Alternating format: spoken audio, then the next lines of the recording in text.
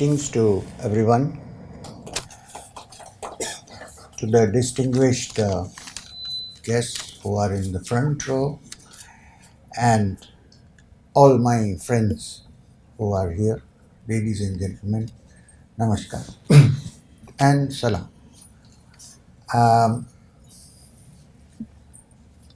First, I have to say that when Rajani said, I'm going to sing, my throat is not too good, and so on, we didn't see any evidence of that in the singing. Yeah? It was beautiful. She also sang one of my favorite kirtans, Pibore Ramarasa. I was just about to enjoy it when I had to go and come back, but it's okay. I enjoyed it in my heart. Thank you, sir, for mentioning the Padma Bhushan. But you know, from the time the Satsang Foundation was initiated, the Padma has been with us.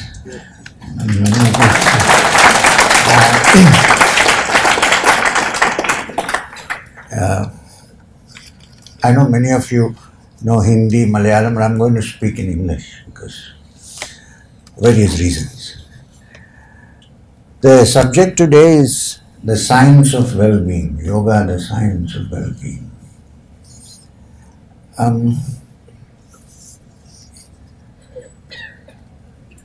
When Rajani sang Pibore Ramarasa, you know what it means if you translate it? Drink the nectar of Rama. Drink the nectar. You can substitute Rama with another word, God. In India, it's a very popular reference to God.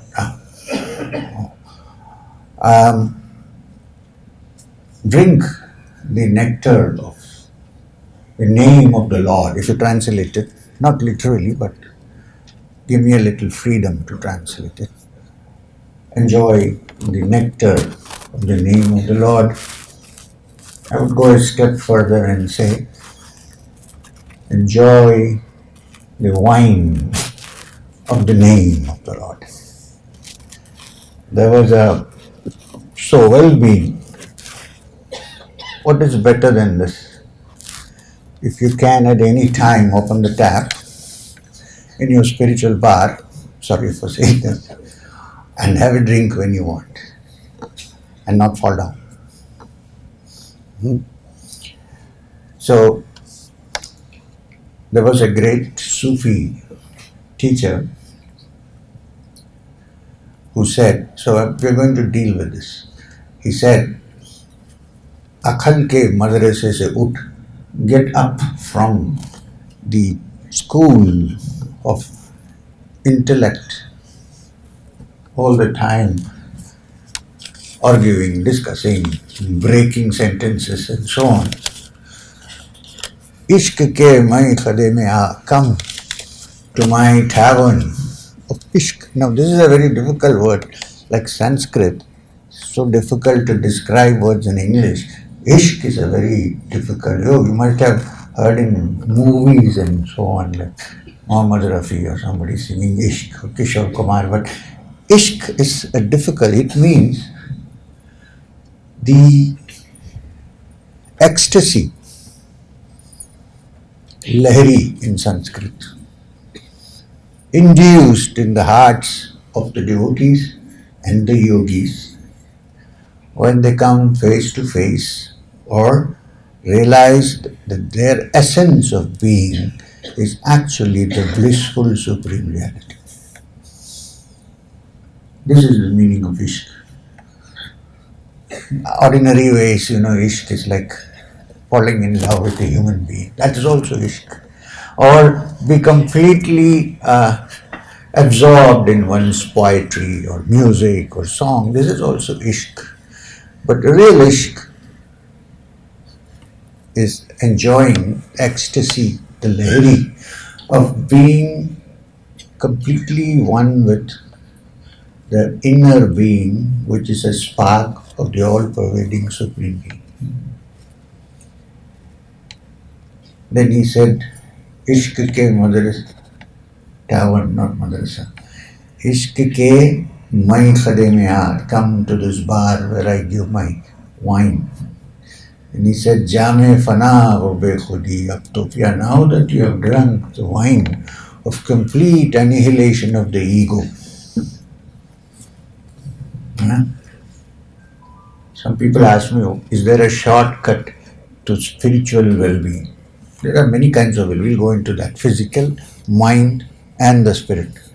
Is there a shortcut to spiritual well-being?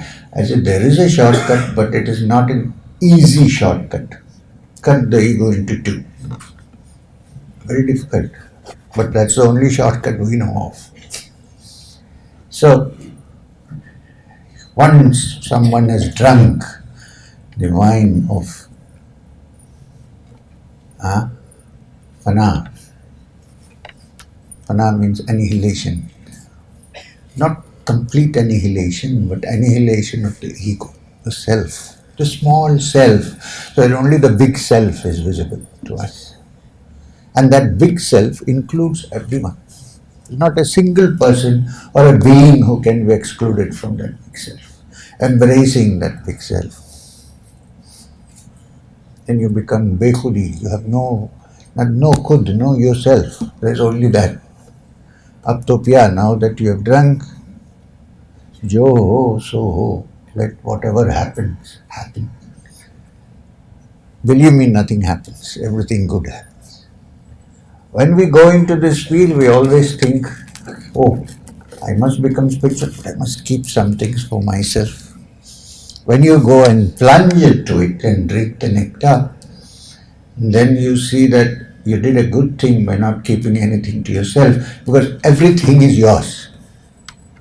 Believe me. I never speak out of theory, I always speak about experience.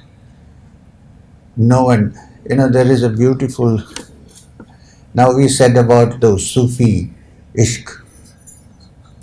The great Adi Shankara, who I don't think there is anyone in our ancient and glorious country who studied the secrets of Vedanta so deeply and wrote so many commentaries on so many scriptures like Adi Shankara. I'm proud to say he was from Kerala, but that's okay. Minor point. Sometimes pride crops up from somewhere. I don't know where it comes from, but I watch it carefully and say, hey, stay. Give him its place, okay, but don't get too caught up. Incidentally, when the Padma Bhushan was announced, in the list it said Kerala. And I was in Madanapalli, where I live, which is in Andhra Pradesh. 32 years I have been in Andhra Pradesh. So all our friends and the media, everybody came and said, sir, this is very unfair. Even your electoral ID is Andhra Pradesh. How can they say Kerala? I said, look, I can be born only once. I was born in Kerala. I can't change that. So, this great Adi Shankara, who wrote commentaries, karikas they are called in Sanskrit, on even such obtuse and difficult texts like the Brahma Sutra. So you can't write a commentary on the Brahma Sutra with an ordinary brain. It needs to be extraordinary. And various other scriptures, the Upanishads, the Bhagavad Gita, there's not a single thing which he has not commented upon. Recently, they have unearthed a commentary on the Yoga Sutras of Patanjali based on Vyasa's commentary. This great man, or great being, whatever you want to call it, after doing all this, said something very interesting, which is very close to what the great Sufi said when he said, Ishq ke mai khade mein aa. He said, Vaja Govindam, Vaja Govindam, Govindam, Vaja Mudhamathe. You fool. I can't say this, Shankaracharya said this. Mudhamathe, fools, chant the name of the Lord. Bhaja Govindam, chant the name of Samprapte Sannihite Kale. The days of your disappearing from this earth are coming fast. They're very near. Nobody knows when they can come. Nahi nahi rakshati dukrina karani. No way you can get out of this by splitting grammar and sentences and explaining karikas. Chant the name of the Lord, you fool. So, what I'm trying to say is that there is a central theme in this, which is subject today is science of well-being, which I checked with Banerjee just before I entered. I always forget. Well, I have illustrious, great people who are like me, so I'm not so worried about that. Apparently, just before Swami Vivekananda went for a very important lecture in Chicago, he got off from the horse cab and asked the lady who was going with him, "Hey, what am I supposed to speak today?" And she got really worried. She said, "This is going to be a mess." But it turned out to be good. Why? Because somehow this poor mind has centered itself in the fountain of well-being, which is the Supreme Being who resides in everyone's heart as a spark of being, our consciousness. And once you touch it, even a little bit, you don't have to even fully touch it. Even if you touch the hem of the garment of truth, then there is no more fear, there is no more anxiety. What is going to happen? There is no more confusion in the mind. Well, the only confusion is when you're going to pay your taxes. But that's a temporary affair. Goes off. Why? Because we are then drinking the nectar of immortality, drinking this wonderful essence of truth. People think, oh, all this philosophy and going, it kind of kills you. You're not, no. You're giving up small trinkets to actually touch the treasure which is in us. Not, you say somebody is taking sannyas, I get very happy because people, oh, he's not giving, he's giving up little trinkets and he's going towards the throne of the Supreme. So what is he really giving up when he is finding the joy which is universal? So now from there we come.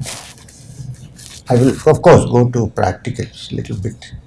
I'm sure you might be thinking, is there a shortcut to well-being? Yoga. So when you say yoga, what does it mean? Since you have mentioned yoga, or we have mentioned yoga, what does yoga mean? What does the word mean? It's very interesting. Some people think that, Sudhakara, why are you looking at the camera?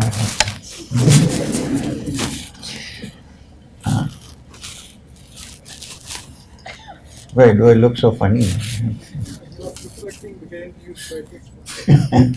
You might have got this. So what did I say? Yoga. Not bhoga, yoga. So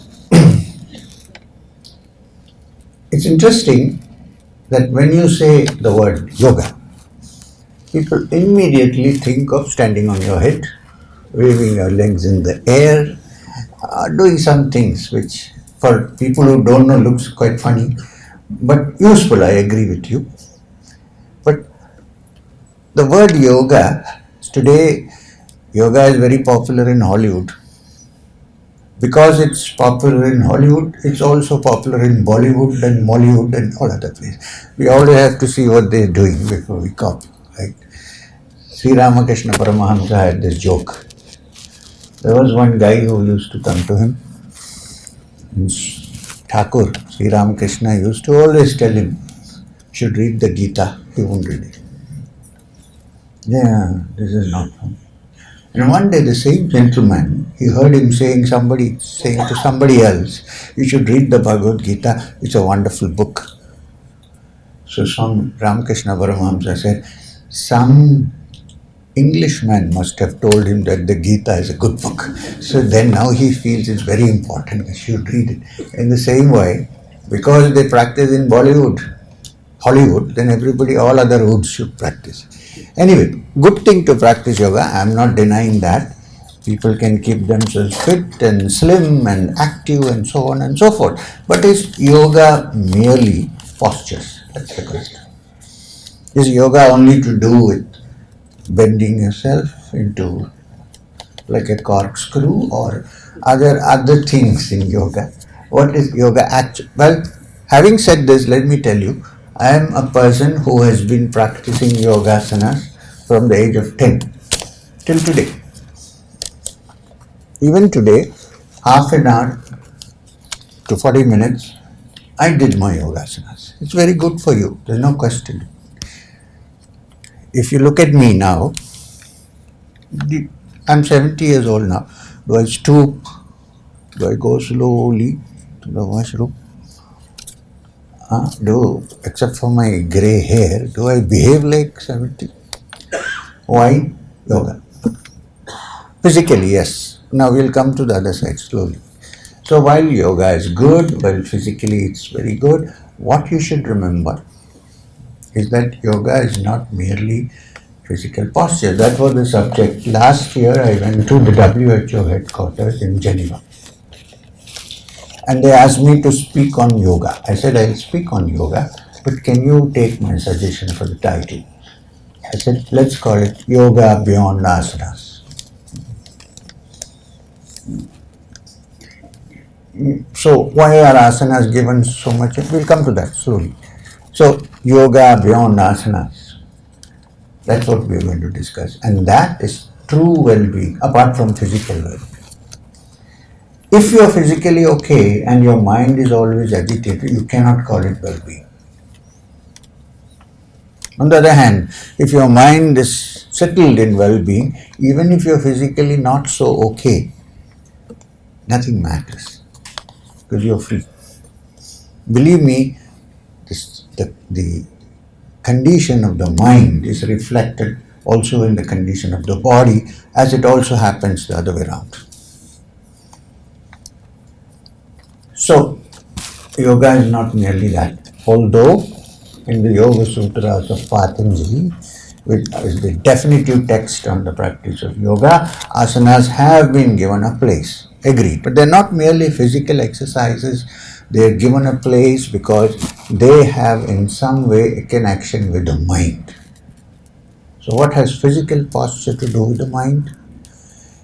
Yogasanas deal not only with your muscles and your nerves and your body, they also deal with your endocrine system. The endocrine system is the ductless gland system starting from your pituitary gland to the lower centers.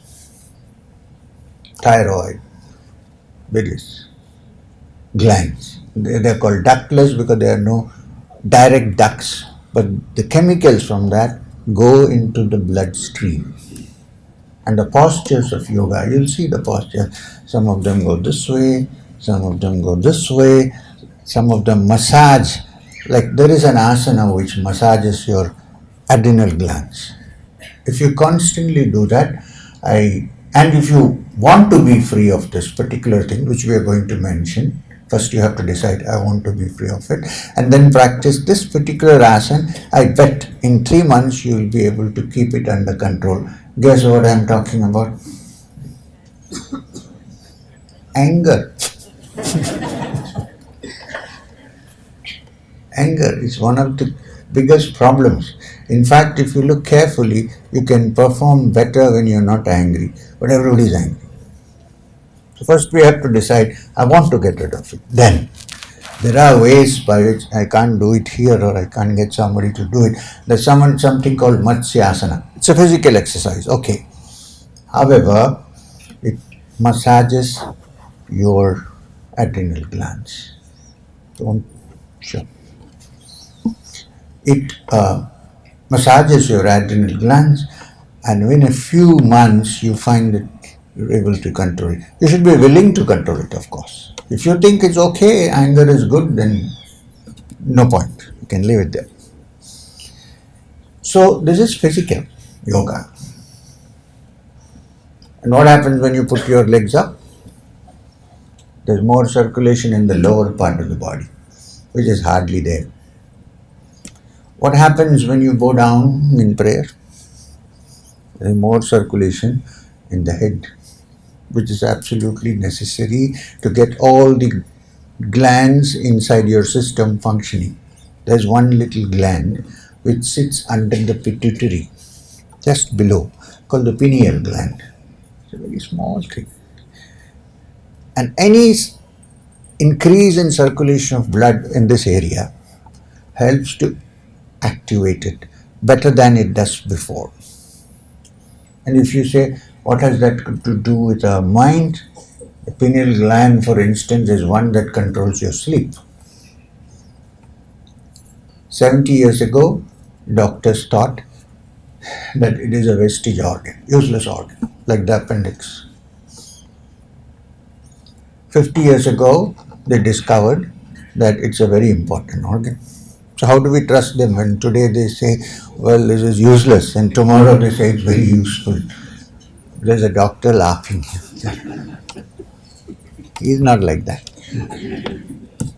So now, what is its importance? They have found out that it is this pineal gland, which actually is in the brain just behind this place, inside. Here, but not here. Same line. The pineal gland secretes a certain hormone called the melatonin.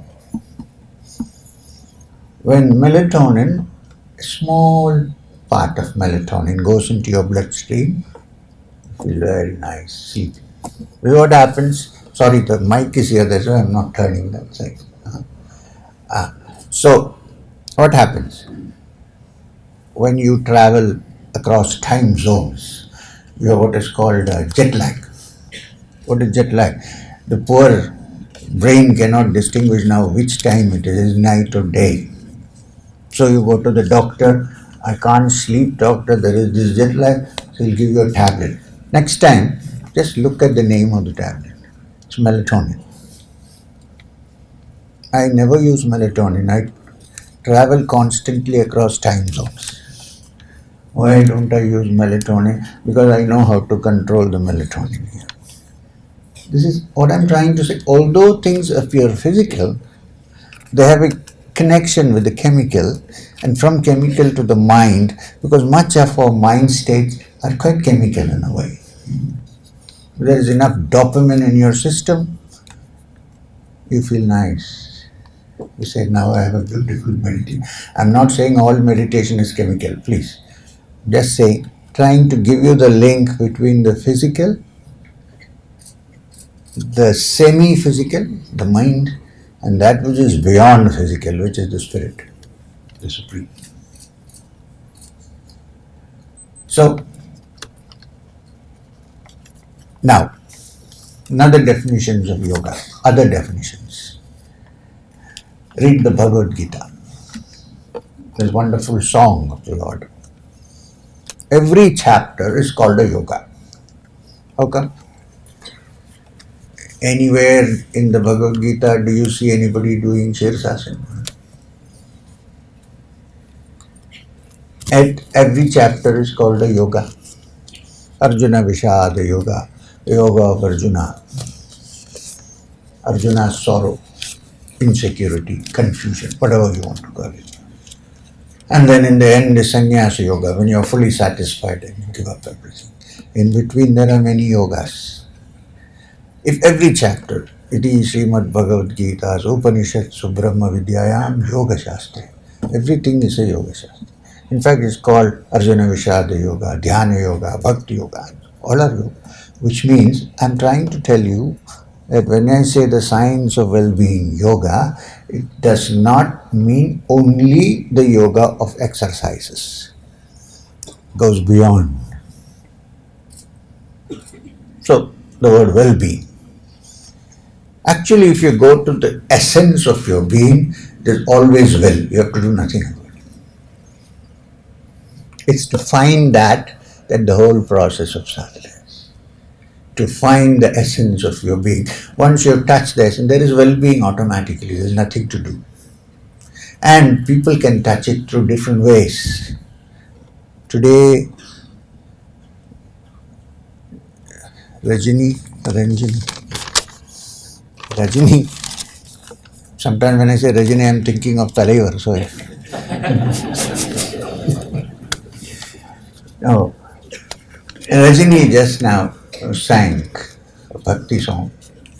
From her expression, from the way it was sung and the perfection of the music, we all felt a well-being in our system. This is well-being as far as bhakti is concerned, where the devotee or the aspirant to the Lord forgets himself, and when you sing, can you think of yourself? You can't. You're absorbed, fully absorbed. So when one forgets one's limitations and gets fully absorbed in the spirit of the Lord, that is bhakti yoga. It's also in yoga. And what is the well-being? The filling of the heart to its brim, sometimes even overflowing with the ecstasy of devotion, which Adi Shankara called Saundarya Lahari, the ecstasy of beauty. Beauty meaning not just physical beauty, but the beauty of the supreme reality. So,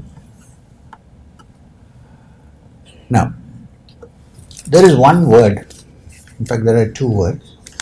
One of them, according to the definition in the great Vedas, the supreme reality is called Satchitananda. Satchidananda. You look at the word Sat. We always sing Asato Ma Sadgamaya. May I go from the unreal to the real. There's a little problem here. We are human beings who live mostly thinking that the unreal is real and the real is unreal. We think reality means this. You're sitting here. Is this really reality? That is the question. Is there something beyond this? Because if it is real, it has to be permanent. This is temporary. I walk out of here and it's all over. Or you'll say, no, he may come next year. Yeah, but what if my body goes and I can't come back? Where is the permanency of M here? No. M is taken away by Yama. In fact, not this M. I'm talking about M indicating Manushya, the human race. And the other M, Yama, Yama, is always waiting. Takes you away, takes us away. So what is so permanent? Is this Sat? So the great rishis thought about this carefully and said, Sat is that which is permanent, which has to be always there. It is not coming and going. It's not temporary. However, in this temporary thing which comes and goes, there is an essence of that which is Sat, which is reality, which is the witness of all our states of existence. Let's look at it this way. If you're waiting for a formula, please wait for some time. Look at this way. Now we are supposed to be in the state of wakefulness. I hope you are not too bored. It's called Jagrata Avastha, according to Upanishad. Jagrata, wake up. Everybody commonly experiences a state, Hindu, Muslim, Sikh, Isai, doesn't matter, which is dream state. Everybody has a dream, some dream, daydream and night dream, both. And then we all have a common experience of sleep, deep sleep. You know how terrible it is, you cannot sleep. People find various ways to go to sleep because sleep is the ultimate bliss. And it is in sleep that you forget everything. There is no recognition outside, there is no recognition inside, there is complete quietness. And yet, there seems to be some witness enjoying that quietness. You don't know that at that point, but when we wake up, we always say, oh, I had a blissful sleep. So there is a witness. Now in dream state, in the dream, I am being chased by a tiger, let's say. It's very real, believe me. When I wake up, I'm still sweating. My heart is still beating and I'm looking, is the tiger there? It's so real. When you're dreaming, the dream is very real. When you wake up, it's an illusion. It doesn't exist. Right? So that which exists in one state of consciousness and does not exist in another, can you call it the reality? Yes, sir. But there is one reality, the witness to all these states. There is a witness. There is a consciousness which witnesses all this. And if this consciousness, due to applying your mind on it and due to your practices, if this witness can become witness even when you are in deep sleep, which is not the case usually, then you are free. You have found that permanent Sat, which is behind all these things which we think are real but are not. That reality. That is therefore defined by the Upanishads as Sat. And Chit, that reality is consciousness. It's not a material. It's not a padartha. It's not a material. It's consciousness. Chit. And what is its quality? It has only one quality. And what is that? Ananda. Happiness. Joy. But not ordinary happiness. You get very good ice cream here in this restaurant. You get temporary ananda. Not for your throat, don't try it. Then it will become dukkha after some. So, not that happiness. The Upanishad defines it as anantam anandam brahma. The unending happiness is the supreme reality. It is the essence of the reality, connected to our hearts. Ananda. Now the thing is, even people who don't believe in God or who don't believe in spiritual matters, who are not in, everybody indirectly is searching for it, because nobody can deny that they are searching for happiness. And the only real happiness is with this reality.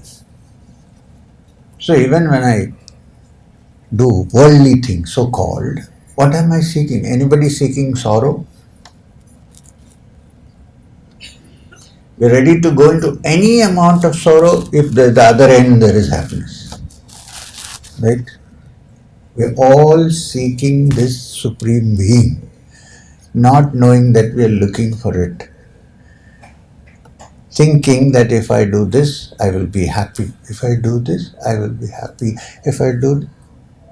But just look at this. Let me give you an example. I'm not saying you shouldn't live in this world. Look, I am like you. Except for a peculiar thing here, this is a style.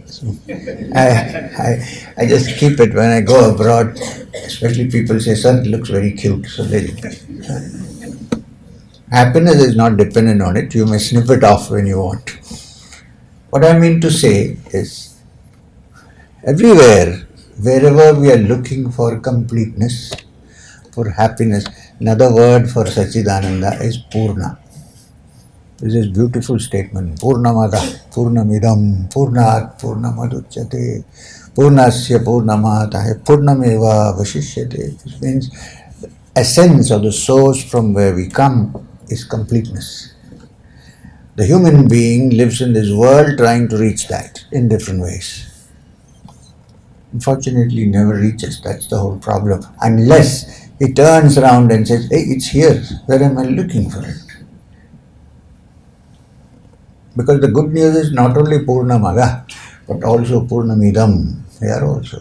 But we say, no, but I'm not complete. I mean, you're right, because you're seeking for it outside when it is inside. So, when you touch that, that is the ultimate well-being. There is no other well-being worth. You should have food, I agree. You should have a place to stay, but you cannot find that happiness by increasing your holdings. Or, in fact, the Upanishad says, Tena tyaktena bhunja, let go and rejoice. Now, let go and rejoice does not mean that give up and rejoice. Let go is different from giving up.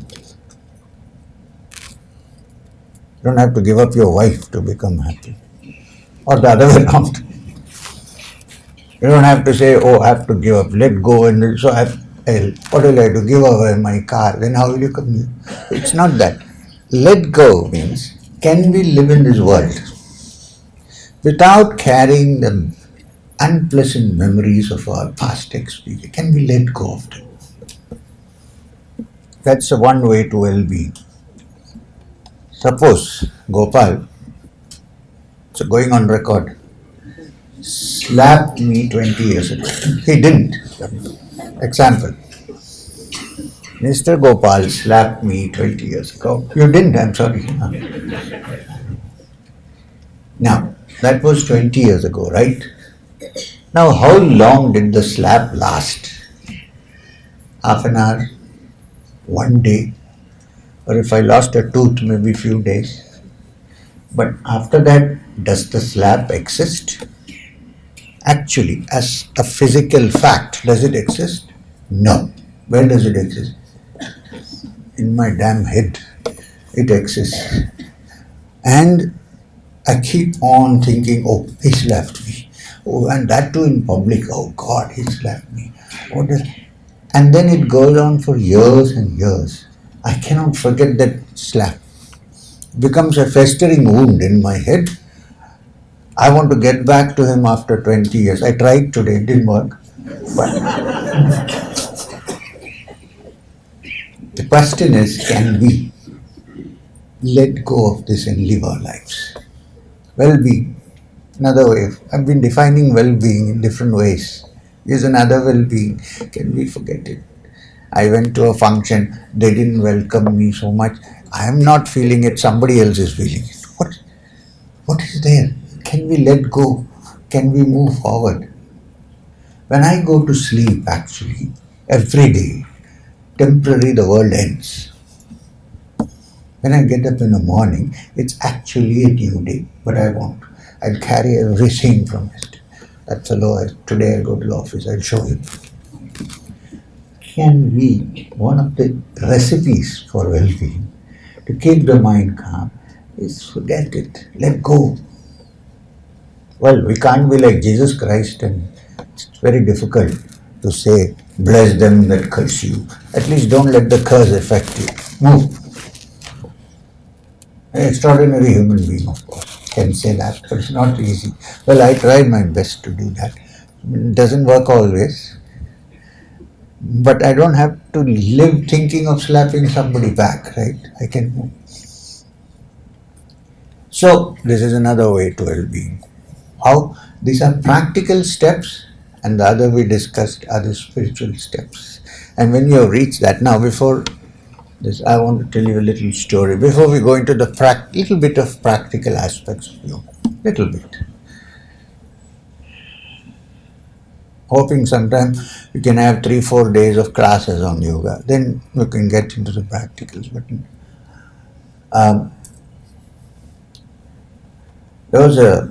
there is a particular kind of deer. You know what's a deer? Not D-E-A-R. D-E-E-R, deer. In the Himalayas. In Uttarkashi beyond, you'll see there are small ones, not very tall. They're called the musk deer. musk, kasturi, murga. And every year, at a certain point of time, musk is produced in a little gland which is just below his belly. It's called the musk deer, kasturi, whatever. Kasturi is produced. And the fragrance of kasturi is wafted in the air. It's a beautiful fragrance. And the poor deer, now I'm saying DEAR, the poor deer, not knowing the source of this fragrance, that this fragrance is actually coming from under my belly button, goes looking for the source of this fragrance all over the forest, pushing its snout into thorny bushes, bleeding, still not knowing, it's right here, can I turn around and look? The great weaver saying, Kabir Das said, this is the problem with the human being. The essence of happiness is in the in the hridaya, in the heart. It's the spark of the divine. When that is understood, the divine, at least you get some sense of what the divine is. And for that you need to have some control over your emotions, some control over your thoughts, some control over the way you look at people, some control over the fact that you're able to be free of obsessions of what happened yesterday. Free yourself from it. Since my friend is here, I must tell you something very interesting in this regard. There is a beautiful statement which comes from ancient times, and it's in Arabic. And the statement is, Man arafa nafsu faqad arafa rabbu. Which means he who knows his own self, his nafs, knows his Lord. So the treasure shines in our hearts. The kasturi is here. You just need to turn around and look within. That's called the nivritti marg as opposed to the pravritti marg. Not opposed to, different from the pravritti marg. When that happens, then you have supreme well-being. There is no better well-being than this, because the being itself is always well. There is no unwellness out there. This is the essence of yoga. Okay, having said all that, but this is all theory. So, the Yoga Sutras of Patanjali is the main text which we can use. There are other texts also. I come from the Nath Sampradaya. There is Garanda Samhita and Shiva Samhita, and there is Goraksha Shataka and so on. Nobody reads generally. Yoga Sutras of Patanjali, most people have an idea. And they are sutras, which means aphorisms. Aphorism needs to be opened up and taught, so you need a commentary. Now, what is the definition of yoga? According to Patanjali, Yogas Chitta Vritti Nirodha. Yoga is getting rid of all the distractions of the mind. When all the distractions of the mind are got rid of, then the mind becomes beautiful like a pond which has no ripples. And now in that you can see the reflection of your true self. Well, you can also say you can see the reflection of the Lord. As long as there are ripples, it's difficult to see. So Patanjali says yoga chitta vritti nirodha. Yoga is the stopping of the distractions of the mind. And all the practice that is given in yoga starts with physical well-being first, which is why it's called Ashtanga Yoga.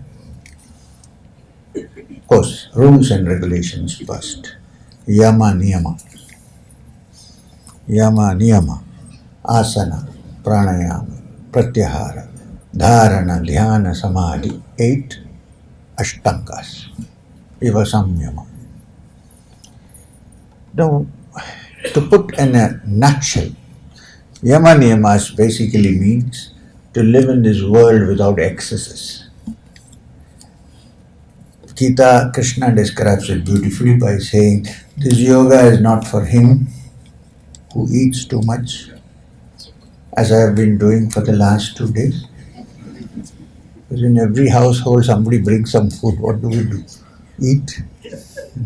If I don't, then somebody feels unhappy. So anyway, so this yoga therefore is not for him who eats too much or eats too little, sleeps too much or sleeps too little. Simply means it's a metaphor to show that to practice yoga, to make your mind quiet and calm and without ripples, you should live a life of moderation. Don't go to extremes. If you completely don't eat any food, you cannot even meditate. And if you eat too much food, what will happen, Instead of samadhi, you get into shushupti. Instead of om, you know what is heard. So, that moderation is essential in life. Moderation in work, moderation in exercise, moderation in entertainment. No work, you can go to the golf links, play for a day, but don't do that every day, then all your work is over. So, that's a golf cap, nice. So, Yama Niyamas. Another Yama Niyama, one of the rules is not causing injury to other beings. Non-violence, ahimsa, is not just not killing, not even having a grudge against anybody. Difficult, I agree. Not so easy. Even in the mind, one shouldn't think that this fellow should die or something like that. There are people who are in jail for murdering. But do you know that how many people are really murderers in the mind? That poor fellow hits somebody in anger and he's inside. Every day we think if this fellow dies, it will be so nice. I don't, please. So, try to free your mind from these vices. And then, Yama Niyamas, roughly. Asana, postures. But the most important posture is a posture in which you can sit for a length of time with no discomfort. Sthira Sukham Asana. A posture where you can sit comfortably for a length of time is the most important asana in Patanjali, in the Yoga Sutras. Then, Pranayama. It's a practical ways. First we discuss the philosophy. If you are a devotee, you don't have to do any of these. You can go there straight. Lord is waiting for you with arms open. But how many can really move that side? So some people like systematic, step-by-step approach. For them, yoga is important. This yoga, particular yoga. Mirabai did not practice any yoga. She did practice one yoga. What was that? One pointedness towards the goal. Not worried about any other problem. Also, to practice this, you need to set apart at least an hour or 40 minutes in a day or half an hour in a day where you're by yourself. You don't have to search for caves. It's difficult to find caves nowadays. Sit in your house. If you're a comfortable room, that's your cave. Sit there and fix your attention on the inner while your mind is outside. At least for half an hour, take it in and sit quietly as a witness to your Lord. Very important. And if possible, once a year for a few days, move away from your place of work, go to a quiet place, sit down somewhere and meditate. Spend all your time doing that. So, Yama, Niyama, Asana, Pranayama. What is Pranayama? Now don't get so complicated about Pranayama. Prana is not the breath, it is your life energies. But the life energies are connected intimately to your Shwasa, which is your breath. So if you can bring your breath under some kind of a discipline, then your prana also can be controlled, stored, and not allowed to go waste. So the great Rishi Patanjali prescribed pranayama as one of the techniques. It's very simple. There are many techniques of breathing. The following the breath and working with the breath is practiced by different disciplines around the world.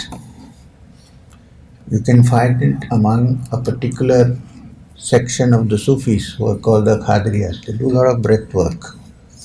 I was reading the works of St. Ignatius of Loyola. A lot of breath work. We have this wonderful science of pranayama in our country, which if studied carefully can open up the windows to multiple dimensions. And how does pranayama work? Just look at this carefully. If you are very agitated, close your eyes and look at your breath for some time. You will find that your breathing rhythms and patterns are very agitated. When I say, I have to finish that fellow off, watch your breath. I'm angry. Very fast.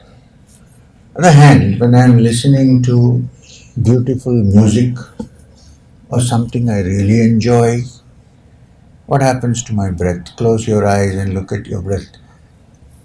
It's very slow. So the Yogis said, the Rishis said, if your mood is reflected in the pattern of your breathing, can we turn it the other way around and adjust the pattern of our breathing so that our moods are altered? From this came the entire science of pranayama. Even when somebody does the chanting of the Gayatri, Sandhya Vandana, you know that you have to breathe alternately. Right? You're trying to balance your breath. When your breath is balanced, when the positive and the negative, the plus and the minus breaths are brought together, then the mind becomes quiet and it begins to flow through what we yogis call the Shunya. So this is pranayama. Then there is pratyahara. Pratyahara is the capacity to fix your attention on something and at any given moment take it off from there. The switch, where you can switch on and switch off. A yogi is not meditating while he's driving. You know what will happen if you meditate when you're driving. Danger to yourself and to 4 people on the road. A yogi, when he is driving fully. This is meditation. When he is meditating, he is not thinking of his car. This is meditation. So pratyahara is the capacity developed through practice by which you can shift your mind from one thing to the other at short notice. It is required to live in this world.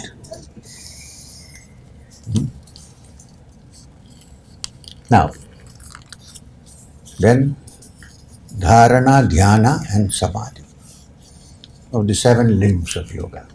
Dharana is to develop the capacity of one-pointed attention, which comes only through practice.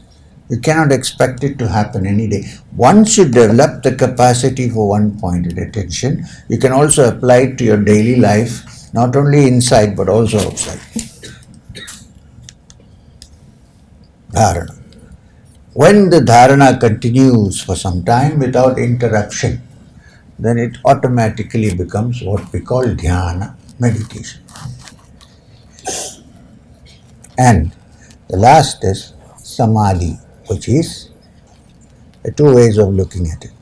You're trying to fix your attention on an object or a sound or a symbol or an aim.